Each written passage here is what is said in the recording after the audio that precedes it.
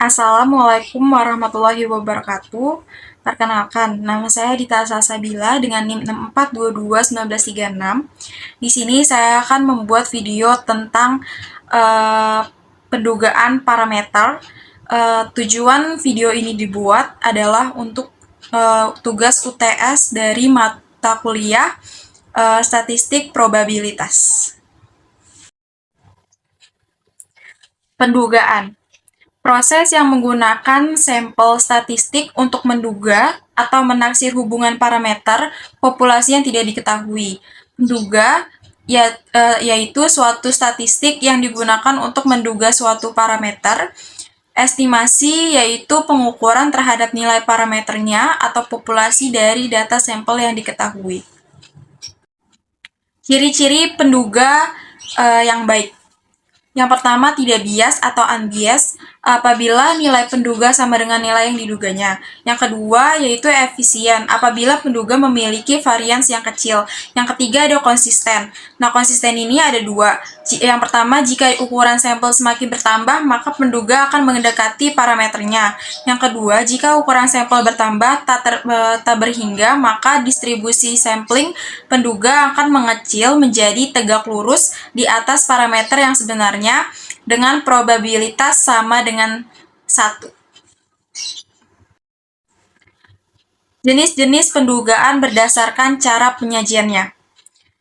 Jenis-jenis pendugaannya ada dua. Yang pertama ada pendugaan tunggal dan pendugaan interval. Apa itu pendugaan tunggal? Pendugaan tunggal itu pendugaan yang hanya mempunyai atau menyebutkan suatu nilai, tidak memberikan selisih atau jarak antara nilai penduga dengan nilai sebenarnya atau parameter. Yang kedua adalah pendugaan interval. Pendugaan interval itu adalah pendugaan yang mempunyai dua nilai sebagai pembatasan atau daerah pembatasan. Digunakan tingkat keyakinan terhadap daerah yang dinilai sebenarnya atau parameternya akan berada. Menghitung koefisien keyakinan atau tingkat keyakinan. Misalnya 1 dikurang alfa sama dengan 0,90. 0,90 itu sama dengan 90% ya. Terus di sini alfa sama dengan 1 dikurang 0,90. Hasilnya sama dengan 0,10 atau sama dengan 10%. Terus di sini alfa dibagi 2 sama dengan 0,05. Jadi Z alfa per 2 sama dengan Z 0,05. Terus di sini Z P sama dengan 0,5 min alfa per 2 sama dengan Z 0,5 dikurang 0,05. Sama dengan hasilnya berarti Z 0,5 dikurang Z05 dikurang 0,05 sama dengan Z 0,45. Terus sama dengan, kenapa hasilnya 1,645 itu dilihat dari tabel normal atau tabel Z ya. Terus di sini ada misalnya 1 dikurang alfa sama dengan 0,98 dan N-nya ini 25.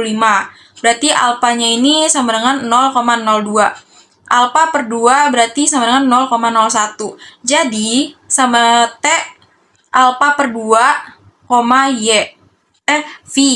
Terus di sini T alfa per 2, N minus 1. Min 1 dikurang 1. Terus di sini T 0,01 di koma 25 kurang 1. 25 N-nya ini kan F. Jadi rumusnya ini rumus F ini N dikurang 1. Jadi sama dengan 25 dikurang 1. Terus di sini T berarti T-nya 0,01 koma berarti hasil 25 dikurang 1 itu 24 ya, sama dengan 2,492. Nah, ini dari mana? 2,492-nya ini dilihat dari tabel distribusi T. Pendugaan interval rata-rata. Di sini ada pendugaan parameter dengan sampel besar M lebih besar dari 30. Yang pertama, jika mu dan deviasi standar deviasi diketahui, populasi tak terbatas atau populasi terbatas dan penarikan sampel dilakukan dengan pengembalian kembali atau with replacement, maka rumusnya adalah P X bar minus Z alpha per 2 dikali deviasi per akar N lebih kecil mu lebih kecil X bar plus Z alpha per 2 dikali deviasi per akar N. Yang kedua ada jika mu dan deviasi diketahui, populasi terbatas, dan penarikan sampel dilakukan tanpa pengembalian kembali atau without replacement, maka rumusnya adalah P X bar minus Z alpha per 2 dikali deviasi per akar N dikali N besar dikurang N per akar N besar dikurang 1. Lebih kecil mu, lebih kecil X bar ditambah Z alpha per 2 dikali deviasi per akar N dikali N besar dikurang N kecil per akar N besar dikurang 1. Yang ketiga adalah jika mu dan deviasi tidak diketahui, populasi tak terbatas atau populasi terbatas, dan penarikan sampel dilakukan dengan pengembalian kembali atau with replacement, maka rumusnya adalah P X bar minus Z alpha per 2 dikali S per akar N lebih kecil mu lebih kecil X bar plus Z alpha per 2 S per N akar N sama dengan 1 minus alpha. Pendugaan interval rata-rata. Yang kedua ada pendugaan parameter dengan sampel kecil N lebih kecil dari 30.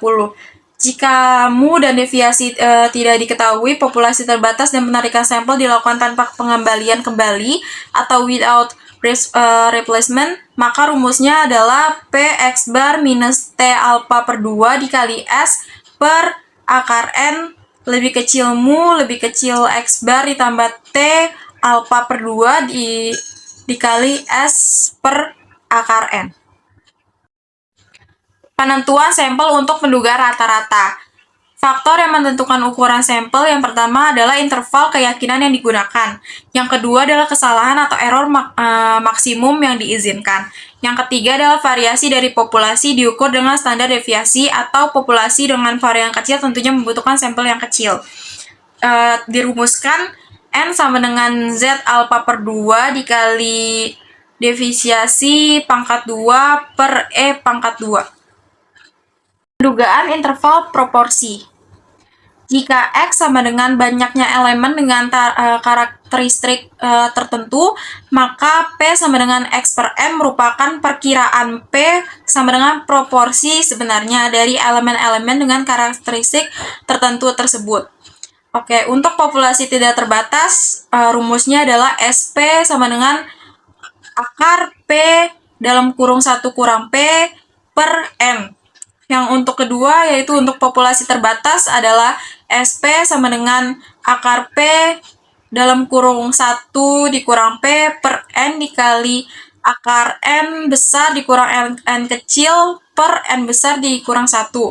Jadi, rumusnya adalah P dalam kurung P dikurang Z alpha per 2 dikali akar P dalam kurung 1 dikurang P per N lebih kecil P plus Z alpha per 2 dikali akar P 1 dikurang P per N sama dengan 1 sama dengan 1 dikurang alpha. Penentuan besarnya sampel N untuk pendugaan proporsi. Rumusnya adalah N sama dengan P dikali 1 minus P dikali Z alpha per 2 pangkat 2 per E pangkat 2 atau N sama dengan 1/4 dikali Z alpha per 2 pangkat 2 per E pangkat 2. Oke, kita langsung masuk ke latihan soal. Di sini soalnya dari sampel random 400 orang yang makan siang di restoran nikmat. Selama beberapa hari Sabtu diperoleh data 125 orang yang menyukai makanan tradisional. Tentukan pendugaan interval bagi proporsi sebenarnya. Orang yang menyukai makanan tradisional untuk makanan siangnya pada hari Sabtu di restoran tersebut dengan menggunakan interval keyakinan 98%. Oke. Di sini gunakan tabel Z ya. Diketahui dulu ya. X-nya itu sama dengan 125, N-nya itu 400, P-nya itu 125 dibagi 400, hasilnya 0,3125. Tingkat keyakinannya tadi itu berarti 98% sama dengan 0,98. Oke, kita ditanya ya. Ditanya itu adalah tentukan pendugaan interval bagi proporsi sebenarnya. Orang yang menyukai makanan tradisional untuk makanan siangnya pada hari Sabtu di restoran tersebut. Berarti pertanyaannya ini tentukan pendugaan interval proporsi ya. Oke. Oke, lanjut. Kita jawab ya. Alpha sama dengan 1 dikurang 0,98 sama dengan 0,02 atau 2%. Alpha per 2 sama dengan 0,02 per 2 sama dengan 0,01. Jadi, Z alpha per 2 sama dengan Z 0,01. Z P sama dengan 0,5 dikurang alpha per 2. Alpha per 2-nya ini diketahui 0,01. Berarti hasilnya Z 0,49. Dan sama dengan 2,33. 2,33-nya itu dari mana? Dilihat dari tabel Z. Oke, kita lanjut jawab ya. Ini rumusnya adalah P dikurang Z alpha per 2 dikali akar P1 per 1 dikurang P per N. Lebih kecil P ditambah Z alpha per 2 dikali akar P1 dikurang P per N. Sama dengan 0,3125 dikurang 2,33 akar 0,3125, 1 dikurang 0,3125 dibagi 400, lebih kecil P, lebih kecil 0,3125 ditambah 2,33 dikali akar 0,3125, 1 dikurang 0,3125 per 400. Oke, berarti di sini hasilnya 0,3125 dikurang 233 dikali akar 0,3125 dikali 0,6875 per 400 lebih kecil P lebih kecil 0,3125 ditambah 2,33 akar dikali akar 0,3125 dikali 0,6875 per 400 sama dengan 0,3125 dikurang 2,33, hasil akarnya dikali yaitu akar 0,00053. Lebih kecil P lebih kecil 0,3125 ditambah 2,33 dikali akar 0,00053. Akar 0,00053 kita ini ya, jadi 0,0230. Berarti di sini 0,3125 dikurang 233 dikali 0,0230 hasilnya 0,05359.